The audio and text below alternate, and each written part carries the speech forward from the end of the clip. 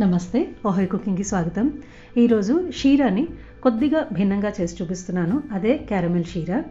ఇది బయట పెట్టుకుంటే ఒక వారం రోజులు ఏమాత్రం చెడు వాసన రాకుండా ఉంటుంది. అదే ఫ్రిడ్జ్లో కనుక పెట్టుకుంటే 2 వారాలు దీన్ని మనం వాడుకోవచ్చు. దీనికోసం 1 కప్పు బొంబాయి రవ్వ తీసుకున్నాను ఒక పాత్రలో. మనం రెగ్యులర్గా ఉప్మాకి వాడుకునే రవ్వ. దీంట్లో 2 కప్పులు కాచి చల్లార్చిన పాలు, రూమ్ టెంపరేచర్కున్న పాలు తీసుకోండి. వేడిగా కాదు, చల్లగా కాదు, రూమ్ టెంపరేచర్కున్న పాలు తీసుకుని రవ్వ పాలు కలిసేట్టుగా బాగా కలుపుకొని అరగంట సేపు ఈ రవ్వని పాలలో నానబెట్టుకోవాలి. అది నానే లోపల బాండ్లీలో 1/2 కప్పు గట్టి నెయ్యి తీసుకున్నాను. లో ఫ్లేమ్లో పెట్టుకొని దీన్ని కరిగించుకోండి. ఇది కరిగిన తర్వాత దాదాపుగా 1 కప్పు నెయ్యి తయారవుతుంది. తర్వాత దీంట్లో 1.25 కప్పు పంచదార, 1 కప్పు ప్లస్ 1/2 కప్పు, 1.25 కప్పు పంచదార వేసుకుని లో ఫ్లేమ్లో పెట్టుకొని నెయ్యిలో ఈ పంచదారని కరిగించుకోవాలి. ఎక్కడా కూడా చెయ్యి వదలకుండా కలుపుకుంటూనే ఉండాలి. 1 నిమిషం తర్వాత కాస్త గడ్డలుగా అయినట్టు ఉంటుంది. ఇబ్బంది ఏం లేదు, గ్రాడ్యువల్గా ఇలాగా కరిగిపోతుంది.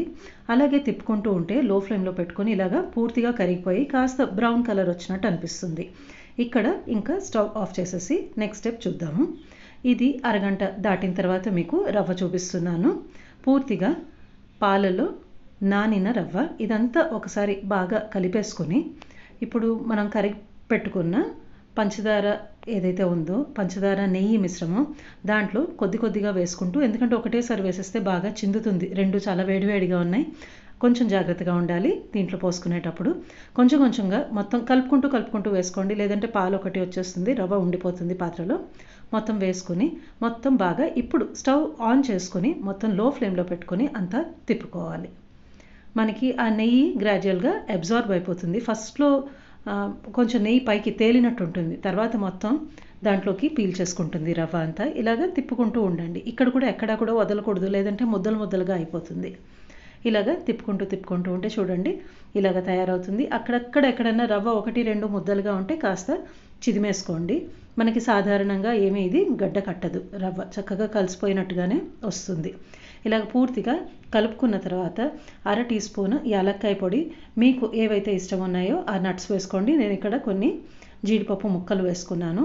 మొత్తం బాగా కలిపేసుకొని స్టవ్ ఆఫ్ చేసేసుకొని ఇంకా వడ్డించేసుకోవచ్చు. ఇంకా ఎక్కువ దీన్ని కుక్ చేయకూడదు. పంచదార క్రిస్టలైజ్ అయిపోయే అవకాశం ఉంది, పలుకులుగా వచ్చేస్తాయి. చూడండి బాండ్లీ వదిలి తిరుగుతోంది. ఈ స్టేజ్ వస్తే సరిపోతుంది. మీకు నచ్చితే కనుక ఈ రెసిపీ లైక్ చేసి షేర్ చేసి ఓహై కుకింగ్కి తప్పకుండా సబ్స్క్రైబ్ చేసుకోగలరు. ధన్యవాదాలు. మరొక రెసిపీతో త్వరలో కలుస్తాను.